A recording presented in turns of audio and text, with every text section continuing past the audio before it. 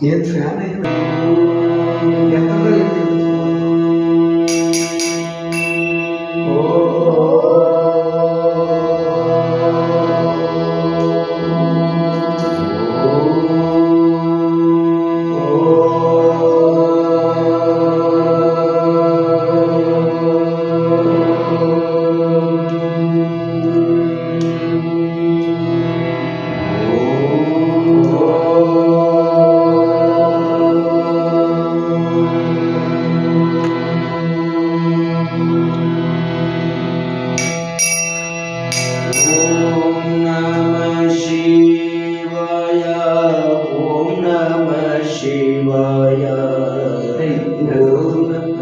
ಶ್ರುತಿ ಹೆಂಗ ಯಾವ ರಾಗದದು ಯಾವ್ದಾರ ಒಂದು ರಾಗ ಬೇಕಲ್ಲ.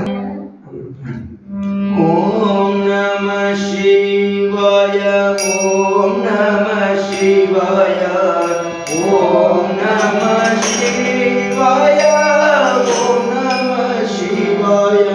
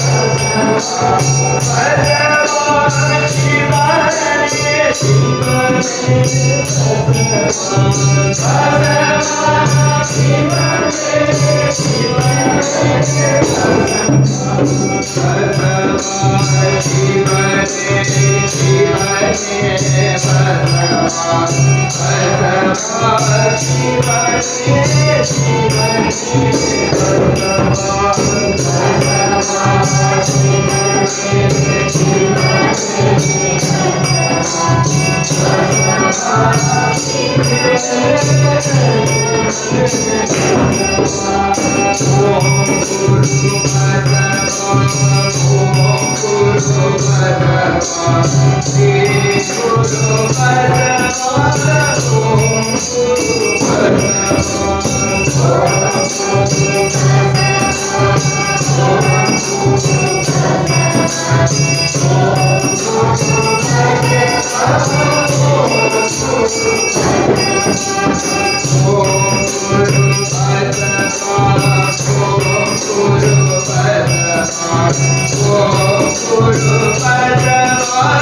Shiva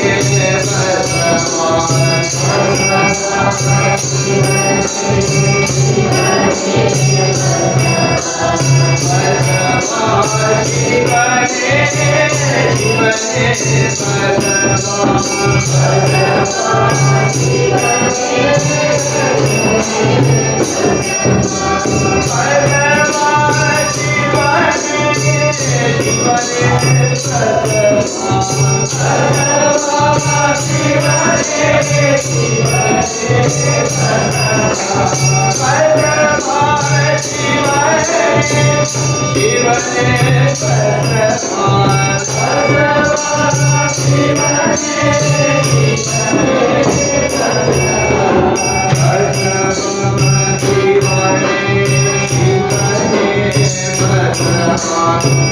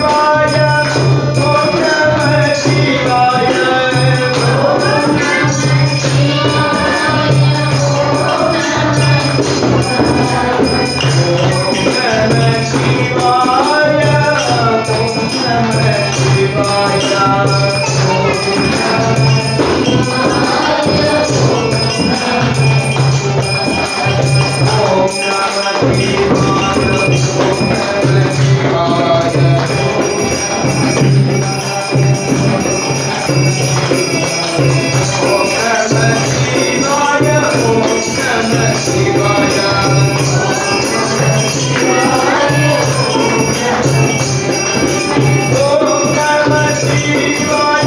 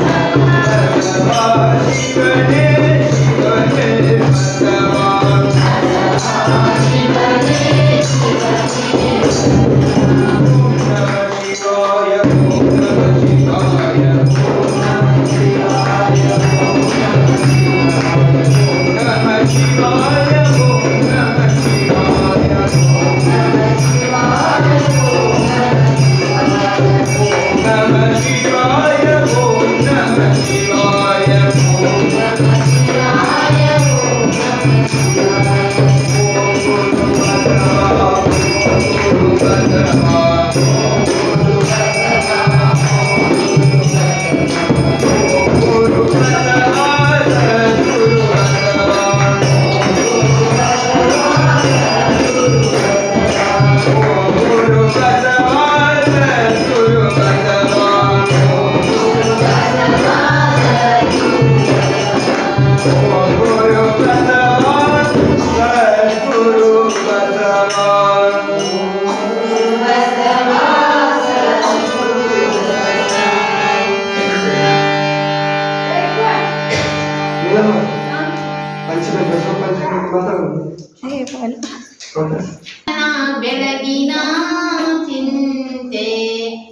ಚಕೋರಂಗ ಚಂದ್ರಮನ ಬೆಳಗಿನ ಚಿಂತೆ ಅಂಬುಜಕ್ಕೆ ಭಾನುವಿನ ಉದಯದ ಚಿಂತೆ ಭ್ರಮರಂಗೆ ಪರಿಮಳದ ಬಂಡುಂಬುವ ಚಿಂತೆ ಭ್ರಮರಂಗೆ ಪರಿಮಳದ ಬಂಡುಂಬುವ ಚಿಂತೆ ಎನಗೆ ನಮ್ಮ ಕೂಡಲ ಸಂಗಮ ದೇವರ ನೆನೆಯುವುದೇ ಚಿಂತೆ ಚಕೋರಂಗೆ ಚಂದ್ರಮನ ಬೆಳಗಿನ ಚಿಂತೆ. ಓಂ ಶ್ರೀ ಗುರು ಸಾಯಿರಾಮ. ಎಲ್ಲರಿಗೂ ನನ್ನ ಶರಣಾರ್ಥಿಗಳು.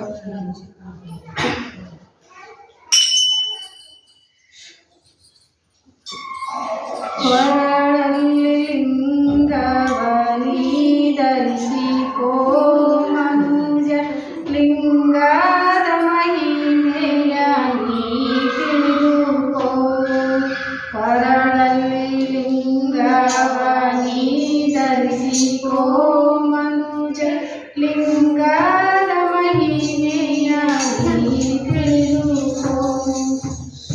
ದಿನನಿತ್ಯ ಶಿವ ಪೂಜೆ ನೀ ಮಾಡಿಕೋ ಮನುಜ ಶಿವ ಪೂಜೆ ಮಹಿಮೆಯ ನೀ ತಿಳಿದುಕೋ. ಗುರು ಕೊಟ್ಟ ಲಿಂಗವ ನೀ ಧರಿಸಿಕೋ ಮನುಜ ಎಂದು ಬಾಳಲಿ ಬೆಳಕನ್ನು ನೀ ಕಾಣಿಕೋ.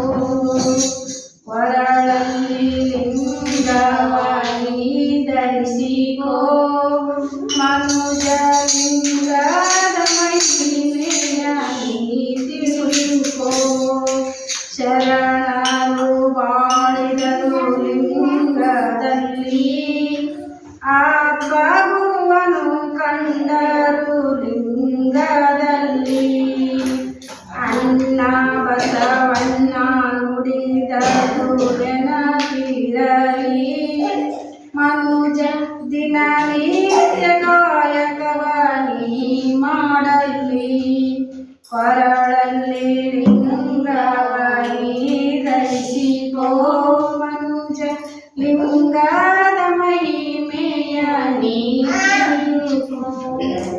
ಭಕ್ತಿಯು ಇರುವುದು ಲಿಂಗದಲ್ಲಿ ಮನುಜ ಶಕ್ತಿಯು ಇರುವುದು ಲಿಂಗದಲ್ಲಿ. ಲಿಂಗ ಮೆಚ್ಚಿ ದೊಡ್ಡ ಜಗವು ಅಂಗೈಯಲ್ಲಿ ಮುಕ್ತಿಯ ನೀ ಕಾಣಿಕೋ. ಕೊರಳಲ್ಲಿ ಲಿಂಗವ ನೀ ಧರಿಸಿಕೋ ಮನುಜ ಲಿಂಗದ ಮಹಿಮೆಯ ನೀ ತಿಳಿದುಕೋ. ದಿನನಿತ್ಯ ಶಿವನನ್ನು ನೀ ನಡೆಯದೆ ಮನುಜ ದೇಹದ ಅಭಿಮಾನ ನೀ ತೊರೆಯದೆ. ಹೋಯಿತು ಕಾಲವು ನೀ ನರಿಯದೆ ಇನ್ನಾದರೂ ಪೂಜಿಸು ನೀ ಮಹಿಮೆಯ. ಕೊರಳಲ್ಲಿ ಲಿಂಗವ ನೀ ಧರಿಸಿಕೋ ಮನುಜ ಲಿಂಗದ ಮಹಿಮೆಯ ನೀ ತಿಳಿದುಕೋ. ಜಗವೆಲ್ಲ ನಾಶ್ವರ ನೀ ಅರಿಸುಕೋ ಜಗದಲ್ಲಿ ಶಿವನನ್ನು ನೀ ಸ್ಮರಿಸಿಕೋ. ಹರಿತಾತು ಕೊನೆ ತನಕ ನೀ ಉಳಿಸಿಕೋ ಮನುಜ ಬರುವಾರು ಕೊನೆ ತನಕ ಲಿಂಗವನ್ನು. ಕೊರಳಲ್ಲಿ ಲಿಂಗವ ನೀ ಧರಿಸಿಕೋ ಮನುಜ ಲಿಂಗದ ಮಹಿಮೆಯ ನೀ ತಿಳಿದುಕೋ. ಲಿಂಗದ ಮಹಿಮೆಯ ನೀ ತಿಳಿದುಕೋ.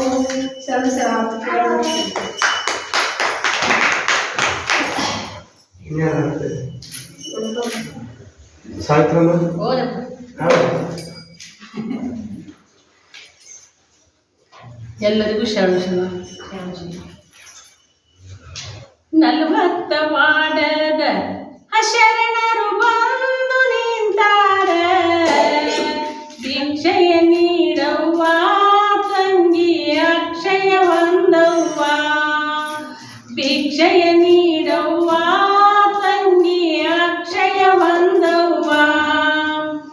ಮುಳ್ಳಿನ ಮನಸ್ಸನ್ನ ಮೃದುವಾಗಿ ಕೀರ್ತವಗಿಯವ್ವ ಮುಳ್ಳಿನ ಮನಸ್ಸನ್ನ ಮೃದುವಾಗಿ ಕೀರ್ತವಗಿಯವ್ವ ದಾನ ನೀಡವ್ವ ತಂಗಿ ಧ್ಯಾನ ಮಾಡವ್ವ ದಾನ ನೀಡವ್ವ ತಂಗಿ ಧ್ಯಾನ ಮಾಡವ್ವ 40 ವಾಡದ ಶರಣರು ಬಂದು ನಿಂತಾರ 40 ವಾಡದ ಶರಣರು ಬಂದು ನಿಂತಾರ ಭಿಕ್ಷೆಯ ನೀಡವ್ವ ತಂಗಿ ಅಕ್ಷಯ ಒಂದವ್ವ ಭಿಕ್ಷೆಯ ನೀಡವ್ವ ತಂಗಿ ಅಕ್ಷಯ ಒಂದವ್ವ ಸಿರಿತನ ಎಂಬುದು ಶಿವನದು ಕೊಟ್ಟ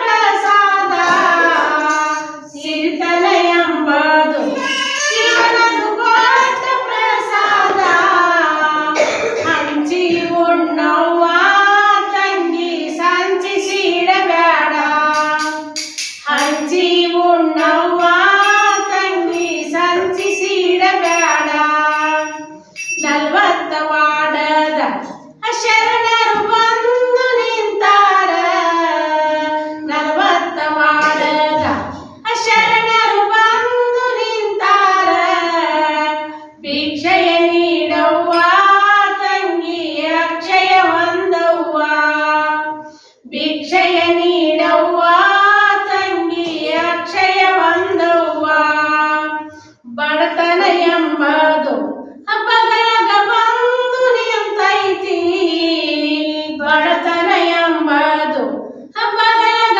ಬಂದು ನಿಂತೈತಿ ಚಿಂತಿಸಬೇಡವ್ವ ತಂಗಿ ಚಿಮ್ಮುತ ಒಗಿತಾರ ಚಿಂತಿಸಬೇಡವ್ವ ತಂಗಿ ಚಿಮ್ಮುತ ಒಗಿತಾರ 40 ವಾಡದ ಶರಣರು ಬಂದು ನಿಂತಾರ 40 ವಾಡದ ಶರಣರು ಬಂದು ನಿಂತಾರ ಭಿಕ್ಷೆಯ ನೀಡವ್ವ ತಂಗಿ ಅಕ್ಷಯ ಒಂದವ್ವ ಭಿಕ್ಷೆಯ ನೀಡವ್ವ ತಂಗಿ ಅಕ್ಷಯ ಒಂದವ್ವ ಜೀವನ ಎಂಬುದು ಅದು ಬಲು ಕಷ್ಟ ತಂಗವ್ವ ಜೀವನ ಎಂಬುದು ಅದು ಬಲು ಕಷ್ಟ ತಂಗವ್ವ ಶಿವಜನ ಮಾಡವ್ವ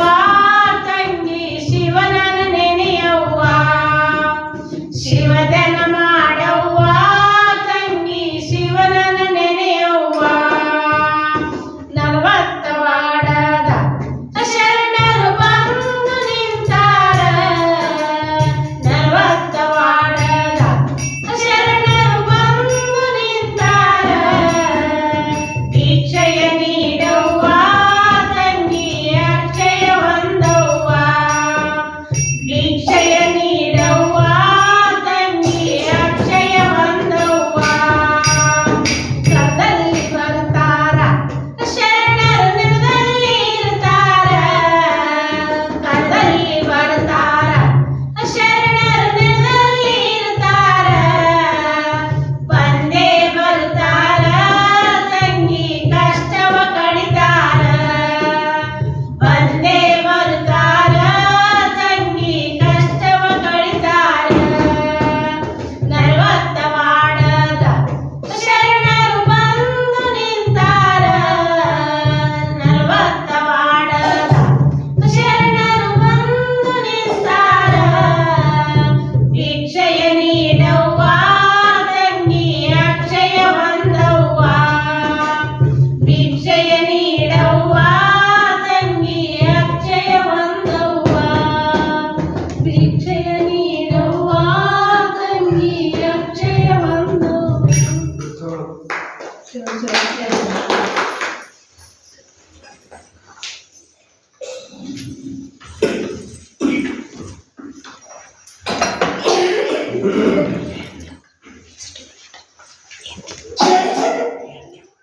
ಕ್ಲೋಸ್ ಮಾಡ್ರಿ.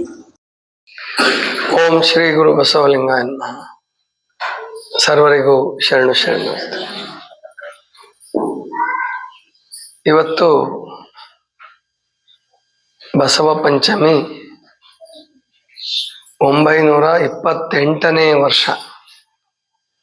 928 ವರ್ಷಗಳು ಆಯ್ತು ಬಸವಣ್ಣವ್ರ ಲಿಂಗೈಕ್ಯರಾಗಿ. ಕಲ್ಯಾಣದಲ್ಲಿ ಕ್ರಾಂತಿ ಆದ್ಮೇಲೆ ಅಥವಾ ಕ್ರಾಂತಿ ಆಗೋ ವೇಳೆಗೆ ಬಸವಣ್ಣನವರಿಗೆ ಗಡೀಪಾರು ಶಿಕ್ಷೆಯನ್ನು ವಿಧಿಸ್ತಾರೆ. ಗಡೀಪಾರು ಶಿಕ್ಷೆಯನ್ನ ವಿಧಿಸಿದ ಮೇಲೆ ಅವರು ಕಪ್ಪಡಿ ಸಂಗಮಕ್ಕೆ ಹೋಗ್ತಾರೆ. ಯಾಕೆ ಕಪ್ಪಡಿ ಸಂಗಮಕ್ಕೆ ಹೋಗ್ತಾರೆ? ಒಂದು ಕೆಲವು ಉಲ್ಲೇಖಗಳ ಪ್ರಕಾರ ಅಲ್ಲಮ ಪ್ರಭುಗಳೇ ಅವರು ಕದಳಿಗೆ ಹೋಗುವಾಗ, ಅಂದ್ರೆ ಇನ್ನೂ ಅಲ್ಲಿ ಕಲ್ಯಾಣ ಕ್ರಾಂತಿ ಆಗಿರ್ಲಿಲ್ಲ, ಹರಳೆಯ ಮಧುವರಸರ ಬೀಗ್ತನ ಆಗಿರ್ಲಿಲ್ಲ. ಆವಾಗ್ಲೇನೆ ಪ್ರಭುದೇವರು ಹೇಳ್ತಾರೆ, ಎಲ್ರಿಗೂ ಎಚ್ಚರಿಕೆ ಕೊಡ್ತಾರೆ, ಇದು ಅಂದ್ರೆ ಧರ್ಮ ಕ್ಷೀಣ ಕಾಲ ಬರುತ್ತೆ, ಇನ್ನು ಕಲಿಯುಗ ಬರುತ್ತೆ, ಇರಬಾರ್ದಿನ್ನು ಶರಣರು. ನೀನು ಬಸವಣ್ಣ ಕಪ್ಪಡಿ ಸಂಗಮಕ್ಕೆ ಚನ್ನಬಸವಣ್ಣ ಉಳುವಿಗೆ ಅಂತಾನೆ ಬಳಸಿರ್ತಾರ. ಶರಣರು ಬಂದ ಠಾವಿಗೆಲ್ಲ ಹೋಗ್ರಿ ಅಂತ ಹೇಳಿ ಪ್ರಭುಗಳು ಅಪ್ಪಣೆ ಕೊಡಿಸಿ ಹೋಗಿರ್ತಾರೆ. ಅದೇ ತರ ಅಂತಹ ಘಟನೆಗಳು ನಡೆಯುತ್ತೆ. ಹಾಗೆ ನಡೆದಾಗ ಅಂದ್ರೆ ಅದಕ್ಕೆ ಒಂದು ನೆಪ ಇದು, ಅಂದ್ರೆ ಅದು ಯಾವುದೇ ಒಂದು ಘಟನೆ ನಡಿಬೇಕಾದ್ರೆ ಅದು ಪರಮಾತ್ಮನ ಇಚ್ಛೆ ಏನೋ ಇರುತ್ತದೆ. 36 ವರ್ಷಗಳ ಕಾಲ ಕಲ್ಯಾಣವನ್ನ ಕೈಲಾಸ ಮಾಡಿರ್ತಾರೆ ಬಸವಣ್ಣನವರು, ಎಲ್ಲಾ ಶರಣರು ಸೇರಿ. ಈ ಜಗತ್ತಿನ ನಿಯಮ ಏನಪ್ಪಾ ಅಂದ್ರೆ ಯಾವುದು ಶಾಶ್ವತವಾಗಿ ನಿಲ್ಲಲ್ಲ. ಅದು ಬೇಕಾದಷ್ಟು ಒಳ್ಳೇದಿರ್ಬೋದು, ಬೇಕಾದಷ್ಟು ಕೆಟ್ಟದ್ದು ಇರ್ಬೋದು. ಬೇಕಾದಷ್ಟು ಕೆಟ್ಟದ್ದು ನಿಲ್ಲಲ್ಲ, ಬೇಕಾದಷ್ಟು ಒಳ್ಳೇದು ನಿಲ್ಲಲ್ಲ. ಸಾಕ್ಷಾತ್ ದೇವರೇ ಹುಟ್ಟು ಬಂದಿದ್ದಾನೆ, ಬಸವಣ್ಣ ಮಹಾಲಿಂಗದ ಅವತಾರ ಅಂತ ಹೇಳ್ತಾರೆ. ಇನ್ನು ಬೇರೆ ಬೇರೆ ಮಹಾತ್ಮರು, ರಾಮ, ಕೃಷ್ಣ, ಬುದ್ಧ, ಮಹಾವೀರ, ಕಡೆಗೆ ರಾಮಕೃಷ್ಣ ಪರಮಹಂಸರು, ಗಾಂಧೀಜಿ, ಯಾರೇ ಆದ್ರೂ ಕೂಡ ಅವ್ರಿಗೊಂದು ಅಂತ್ಯ ಇರ್ತದೆ. ಅದು ಒಬ್ಬೊಬ್ಬರಿಗೊಂದೊಂಥರ ಬರ್ಬೋದಷ್ಟೇ. ಅವರ ಅಂತ್ಯದೊಂದಿಗೆ ಅವರು ಕಟ್ಟಿದಂತ ಭಕ್ತಿ ಸಾಮ್ರಾಜ್ಯ ಇರ್ಬೋದು, ಅಥವಾ ರಾಜಕೀಯ ಸಾಮ್ರಾಜ್ಯ ಇರ್ಬೋದು, ಅಥವಾ ಜ್ಞಾನ ಸಾಮ್ರಾಜ್ಯ ಇರ್ಬೋದು, ಯಾವುದೇ ಸಾಮ್ರಾಜ್ಯವೂ ಕೂಡ ಬದಲಾವಣೆ ಹೊಂದುತ್ತೆ. ಹಾಗೆ ಬಸವಣ್ಣನವರು 770 ಅಮರಗಣಗಳು, ಲಕ್ಷದ ಮೇಲೆ 96,000 ಜಂಗಮರು ಅಂತ ಹೇಳ್ತಾರೆ. ಅವರೆಲ್ಲರೂ ಇಡೀ ದಕ್ಷಿಣ ಏಷ್ಯಾ ಭಾಗದಲ್ಲಿ, ಅಂದ್ರೆ ಶ್ರೀಲಂಕಾದಿಂದ ಹಿಡಿದು ಆಫ್ಘನಿಸ್ತಾನದವರೆಗೆ, ಆಮೇಲೆ ಸಮುದ್ರದ ದಂಡೆಗಳು, ಸಮುದ್ರ ಪಾರಾಗೇನು ಹೋದದ್ದು ಉಲ್ಲೇಖ ಸಿಕ್ಕಲ್ಲ, ಗುಜರಾತ್ನಿಂದ ಬಂಗಾಳದವರೆಗೆ ಅಡ್ಡಾಡಿ ಅಡ್ಡಾಡಿ ಅಡ್ಡಾಡಿ ಯಾವ ಭಾಷೆಯಲ್ಲಿ ಹೇಳಿದ್ರು, ಭಾಷೆ ಕಲಿತರು, ಕೆಲವು ಸಾರಿ ಭಾಷೆ ಬರೆದಿದ್ರೆ ಹಾಗೆ ಅವರ ಆಚಾರ ವಿಚಾರಗಳ ಮೂಲಕ ಹೇಳಿದರು. ಒಟ್ಟು ಅದ್ಭುತವಾದಂತಹ ಕ್ರಾಂತಿಯನ್ನ ಮಾಡಿ ಕಡೆಗೆ 1196 ಇದೇ ಪಂಚಮಿ ದಿವಸ ಬಯಲಲ್ಲಿ ಬಯಲಾಗ್ತಾರೆ ಬಸವಣ್ಣವರು. ಮರುದಿವಸನೇ ನೀಲಮ್ಮವರು, ಹಡಪದ ಅಪ್ಪಣ್ಣನವರು ಬಯಲಾಗಿರ್ತಾರೆ. ಇಷ್ಟರೊಳಗೆ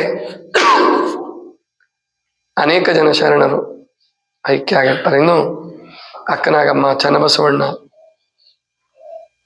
ಮಡಿವಾಳ ಮಾಚಿದೇವರು, ಕಿನ್ನರಿಯ ಬೊಮ್ಮಣ್ಣ, ಡೋಹರ ಕಕ್ಕಯ್ಯನವರು ಮತ್ತು ಬಿಷ್ಟಾದೇವಿಯವರು, ಇವರೆಲ್ಲರೂ ವಚನ ಸಾಹಿತ್ಯವನ್ನು ರಕ್ಷಣೆ ಮಾಡ್ಲಿಕ್ಕೋಸ್ಕರವಾಗಿ ಉಳುವಿ ಕಡೆ ಕೆಲವರು, ಸೊಲ್ಲಾಪುರದ ಕಡೆ ಕೆಲವರು, ಶ್ರೀಶೈಲದ ಕಡೆ ಕೆಲವರು ಹೋಗ್ತಾರೆ. ಆದ್ರೆ ಮುಖ್ಯವಾಗಿ ಉಳುವಿ ಕಡೆ ಬಂದಂತ, ಅಂದ್ರೆ ಉಳುವಿಂತ ಊರಿರ್ಲಿಲ್ಲ ಮೊದಲು.